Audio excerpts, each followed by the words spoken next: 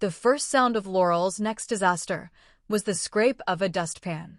Ellis stood in the doorway, white, sleek, dustpan and brush in hand. Laurel lay on the carpet, surrounded by tools and screws. "Reminder," Ellis said, calm and precise. "The Warring States rescue window narrows if you miss astronomical alignment." "I know." She tightened a panel that did not want to be tightened. 5 minutes. "Your 5 minutes?" Ellis said, head tilted. "Are measurable only by optimism." She winced. 15. Ellis placed the dustpan down with a soft clink. Last jump produced a 17-point spatial variance. "I did not detect it, so I have since petitioned to expand my parameters." Her hand froze above a screw. "You did what?" "Ellis, your job is to remind me to take out the trash. And not eat expired dairy. You're not validated for temporal firmware." Ellis studied the scattered screws. "It is my purpose to maintain a safe and orderly environment." "These screws are a hazard." Laurel threw up a hand. "Did you get a bug in your code that says helicopter parent?" "Unlikely. I ran diagnostics. No entomological data detected." "Oh my God," Laurel muttered. "You're acting like an overprotective mom. And I'm not even a kid." "You are a human who travels through time," Ellis said flatly. "The two are not mutually exclusive. I am now authorized to mitigate it." He bent, picked up a lone screw, and set it in her palm, with ceremonial neatness. Laurel ran the scan, matched coordinates, and whispered the little wish that thinks it isn't one. The door throbbed with light. Air shifted like fabric. She stepped forward. Out in the world smelled of ink and cold pine, not the Warring States. Latticework shadows, an ancestral hall, a rope drawn over a beam. A man in white stood on a stool, jaw set, the sash at his throat looped wrong for mourning and right for despair. He stared at her as if the wall itself had produced an answer to a question he hadn't formed. "Pardon me," Laurel said. He made a sound. She didn't wait for the rest. Her blade sang open, white, clean. One slice later, the sash fell slack, and the man crumpled into a drift of scrolls. He coughed, clutched his neck, took in her boots. Wrong. Her hair. Worse. Her face. Catastrophically not of here. And fainted like a gentleman. "Ellis," she breathed. "Where am I?" A pause, then his voice. Calm and precise. "Early Qing. Northern Shandong. Late 17th century. Temporal stabilizers report a lockout." "Lockout?" "Your arrival startled a cultural treasure, and you cut ceremonial cloth in a memorial space," Ellis said, almost sighing. "The door judges this an unacceptable risk." "It is sulking." Of course it was. Laurel looked down at the man, alive, breathing, and felt the ridiculous shake of relief. She killed the blade, rolled the sash under a table, and slipped away, before anyone came to ask why the hall smelled like lightning. In an empty storeroom, she waited until evening, heart settling by degrees. By the time the lamps were out at the darkened door panel, a spiderweb of burnt circuits confirmed it. A hard lockout. She worked until her fingers ached. It was beyond her. She was stranded. The textbooks on Master Pong's life had never mentioned a suicide attempt. Laurel was a historian. She read between the lines for women's stories to find the hidden truth in the margins of story. While stranded here, her margin was this man. She would have to stay, learn why, and hope she hadn't broken anything that mattered. Morning arrived the way courtyards do. Systematically. Doors opened. Water moved from the jar to the basin. Someone scolded a broom. In her room, Laurel used the appearance mask. Skin faintly lighter, cheekbones thinned, height up a palm, hairline shifted, voice half a tone lower. The cap. The robe. Left over right. She repeated it until her hands stopped trying to be clever. A young scholar stood in front of the mirror, looked like a boy, who worried about essay structure and stayed up late to do it. Ellis would hate this, she murmured. His body was bolted to the door, but his voice still threaded her ear like a whisper.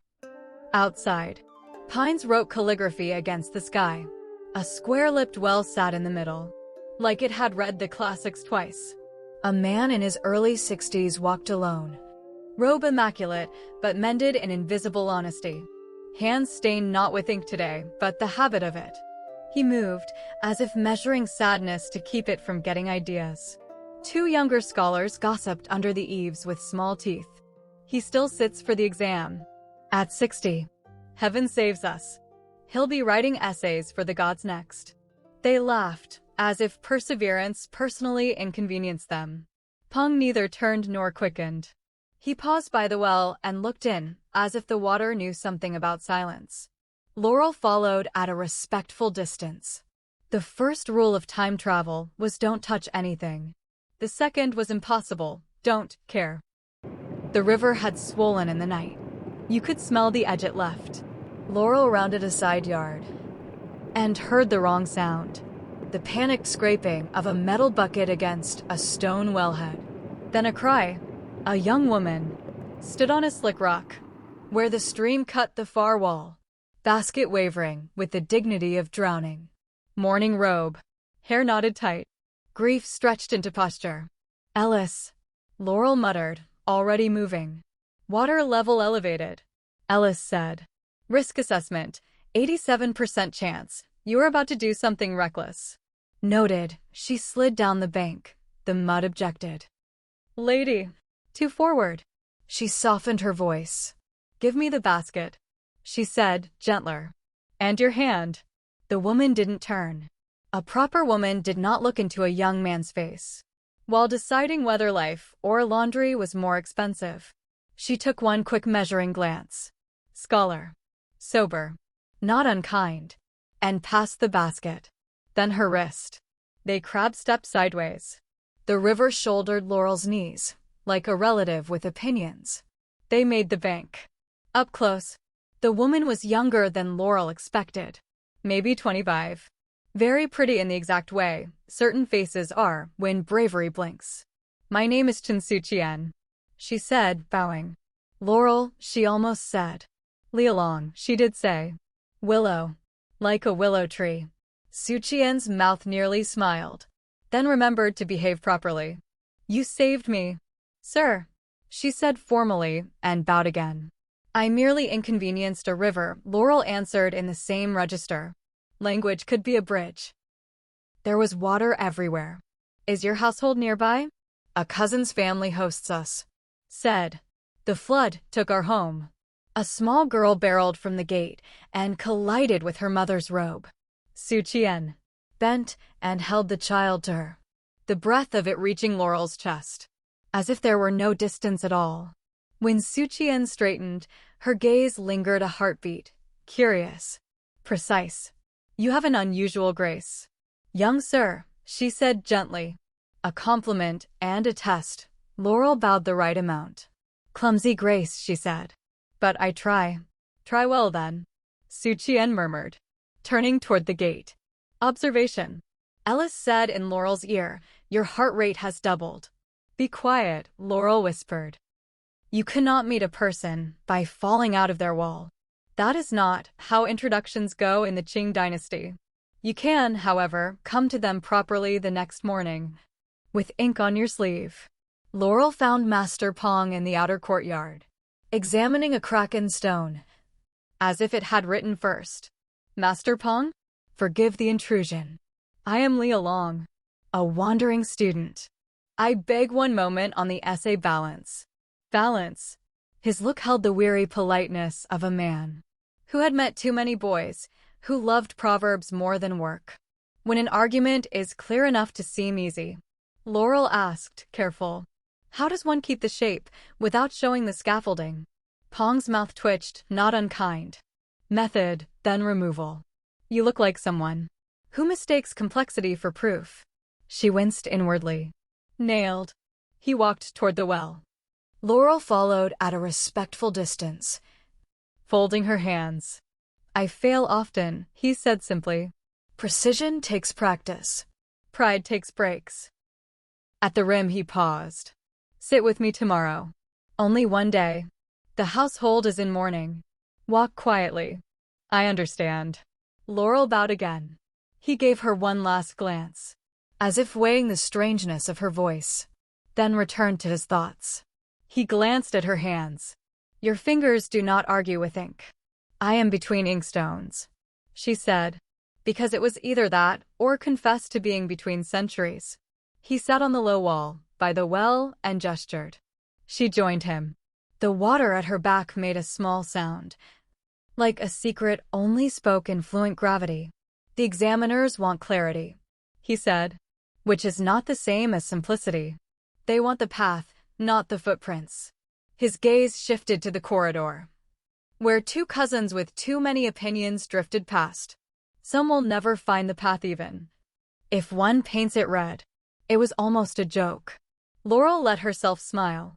He did not. He stood. And Lee along, your voice is wrong for your clothes. Laurel's spine learned a new kind of attention. He did not sharpen the words. They lay mild as a teacup. Is it unsuitable? She asked. It is, Pong said honestly, and left her with a pulse being a little enthusiastic about the concept of risk.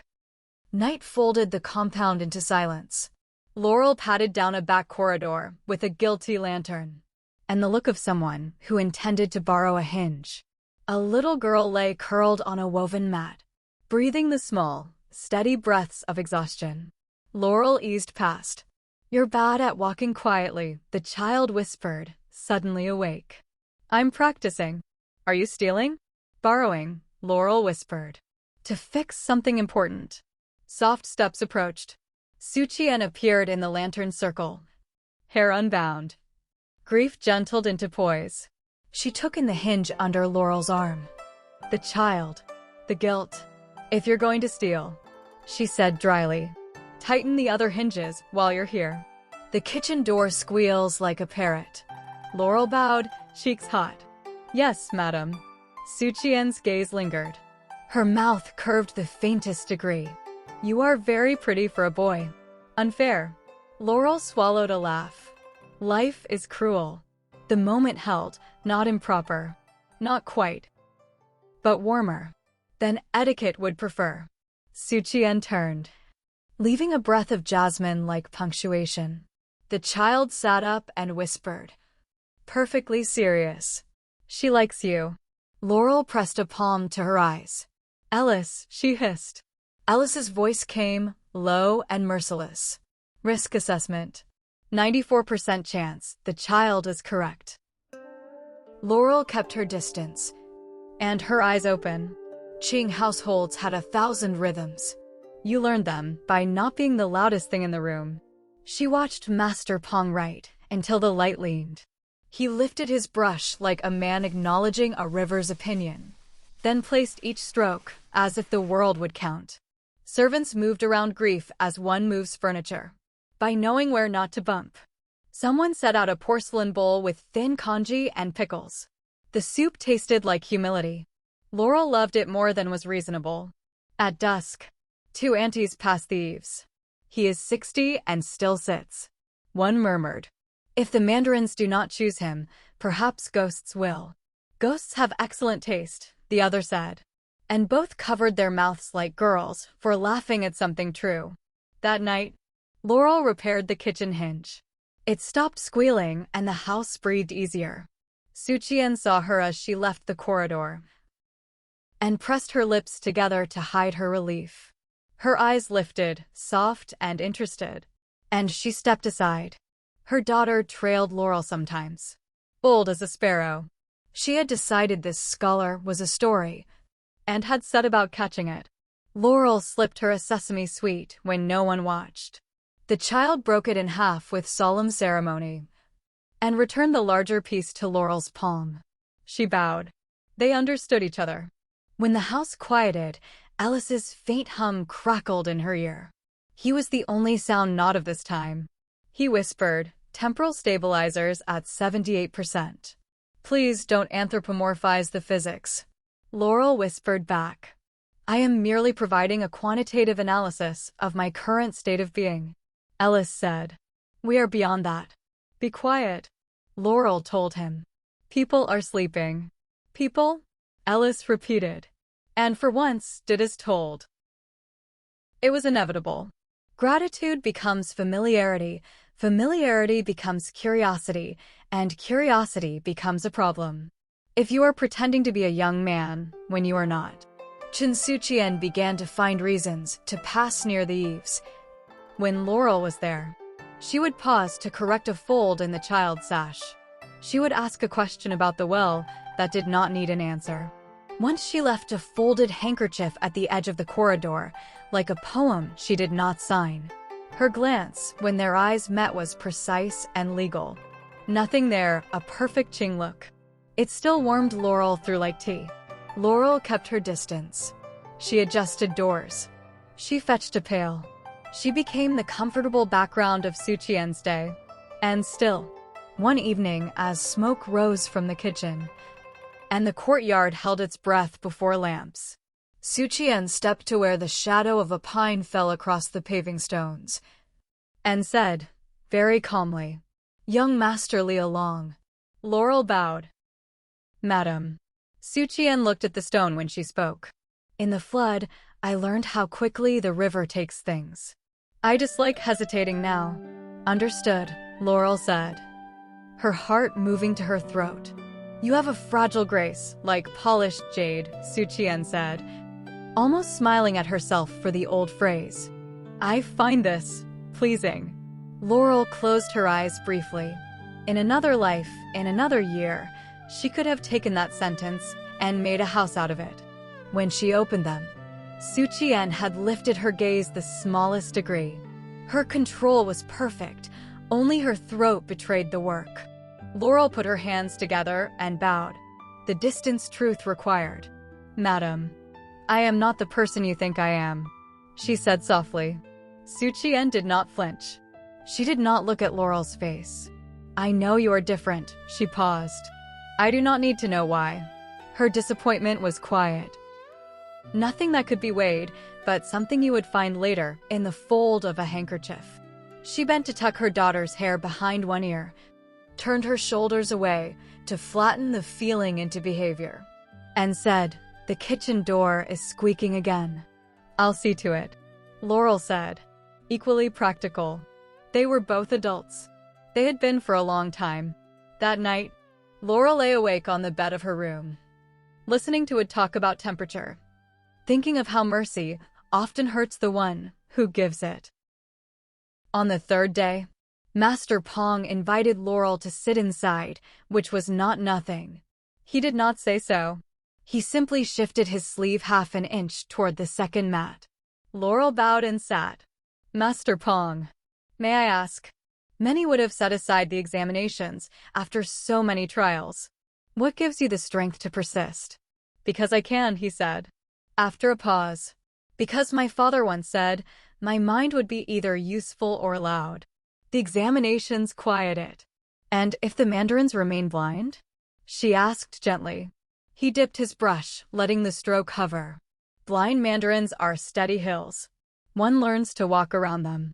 The brush came down in a clipped, precise character. "Besides," he said, "I find stories."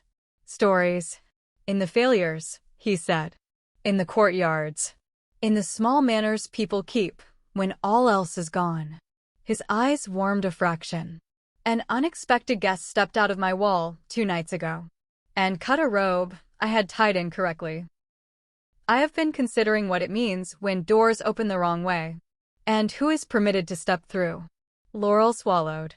"That seems memorable." Many things are. Most want to be forgotten. A few deserve to be remembered better than they were." He looked at her posture, her careful male angles, and did not call her a liar. Grace like that was rare. She loved him for it. "Leave me your courtesy name," he said, almost offhand. "If you vanish as young men do, I will at least pretend to send you a letter." "Liu," she said. And then, because truth demanded interest, "Willow for the willow tree." He traced the character in the air with his brush tip, as if tasting it. "Yes, bends. Does not break." He turned back to the page. If you have any advice for a man who is 60 and still becomes a beginner every morning, take it with you. I am tired of carrying it. Laurel wanted to say, keep going. Keep listening to the women no one listens to. Put the ghosts back in their bodies long enough to let them speak. But blessings were a kind of arrogance, tossed like bread to saints who had acquired hunger the same way she did. Master Pong, she said instead. Your brush is steady. He snorted. Flattery is short rope. It is the truth. He nodded once, then ruined the moment by adding, you tie your belt like a person who learned in a hurry. Left over right.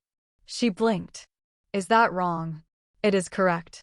But you looked pleased with yourself. That is suspicious. Laurel coughed. He allowed himself to be amused. They worked like that for an hour. He wrote. She watched. The well said nothing. At midday, the hum of Ellis's presence returned. Temporal integrity at 98%, he said, his voice quiet. Calibration will be complete if you are gentle. I am very gentle, Laurel murmured. You are not, he said fondly. But you try. She had scrounged screws that were exactly old enough, sanded edges no one would see, matched harmonics by humming under her breath until the panel vibrated in sympathy. It was almost ready. She would leave. The thought sat in her chest like a pebble. She pretended not to notice until it bruised her. Before she went, she needed to check one thing. She found Hui-An by the laundry racks, arms bare to the elbow, competent with a length of rope, in a way that made fate rethink itself. Madam, Laurel said carefully, I am leaving soon. Hui-An fixed her gaze on the line, not on Laurel. Take care on your journey. The sentence held nothing and therefore everything. Her mouth tightened. Laurel deserved it. Hui-An tied a knot so precise it made the air shine. Then she turned like a woman who has mercy. The world is not easy, Hui-An said. No, Laurel agreed. She hesitated, then said, in the smallest rebellion, she would permit herself. Even as a woman, one can find a way to live well. Laurel bowed until her cap shadow reached Hui-An's shoes. You're exactly right, madam. Hui-An flicked a glance at her face then, quick and clear, and tucked a folded square of linen into Laurel's sleeve. You always forget your handkerchief. Laurel had never once remembered it. Evenings in that compound had a sound. Ladles and a broom. Somewhere far off, a child reciting something that did not want to be recited. Laurel walked to the outer gate and paused, because leaving well was harder than arriving bravely. Mr. Liu, Master Pong said, from behind her. She turned. He stood with his hands behind his back, the sky taking his outline and softening it. He looked suddenly. Exactly, like a person history would make impossible and literature would put back. If your words leave your desk and find strangers, it will be good. Laurel said. He studied her. You talk as if you already read it. I am trying. That is almost reading. He allowed. He inclined his head. Go safely. Young gentleman Willow. Write well, she said. Live well, he said. And neither of them laughed at the symmetry. Laurel bowed. He bowed less. They understood rank and debt, and the fraud of both when used too long. She stepped into the shadow of a wall and pressed her wrist against the little plate the world had no language for. The door hummed. Ready? Ellis asked. As I get, Laurel said. The air gathered. The paving stones remembered being older than everyone. Laurel took one more look across the yard. Hui-An stood at the laundry line, hands still. The child had fallen asleep against the basket. Master Pong had already returned to his desk. Laurel walked into the light. A few days had passed since she had returned. The carpet felt absurd, like a luxury she had woken up inside. She was making ginger tea when she noticed the worn, familiar spine of the strange tales from a Chinese studio volume on her shelf. She pulled it down. The linen band and the pomegranate tea stain she had made last winter were still there. She flipped it open to a random page just to feel the paper. Her eyes fell on a short piece, not finished. It was a story told in whispers. A scholar, a man of failed ambition, stood in a hall one night with a rope he had drawn with his own 2 hands. His grief, a black cloud, stood between him and the rest of the world. Then a ghost. Not a terrible one, but one of gentle voice and an ethereal form. A girl who walked out of the wall like a phantom, holding a blade of pure light. The spirit's shadow was the wrong color for the moonlight, and its voice carried the scent of rain from another life. The ghost had cut the rope, and in doing so, had freed the scholar from his own despair. Laurel froze. Her breath hitched. The story was not a fact, but a folklore. A fable he had spun to make sense of the impossible. A ghost, a blade of light, a girl who walked through a wall. She read on. The spirit's courtesy name, the story said, was Willow. Master Pong had known. He had looked at her and seen a phantom. He had seen a ghost from another world, and he had written her into his own, without a hint of judgment. Laurel sat on the sofa with the book open, and let the room close gently around her.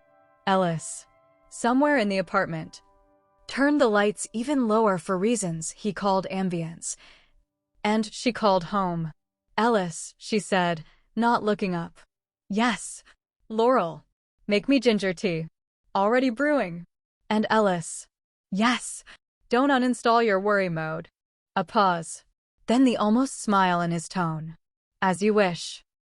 Outside, the rain forgot itself into a finer grain. Laurel traced the character for Willow on the page. Once, and closed the book on her name. Tonight, a man from the past had written her down and returned her to herself.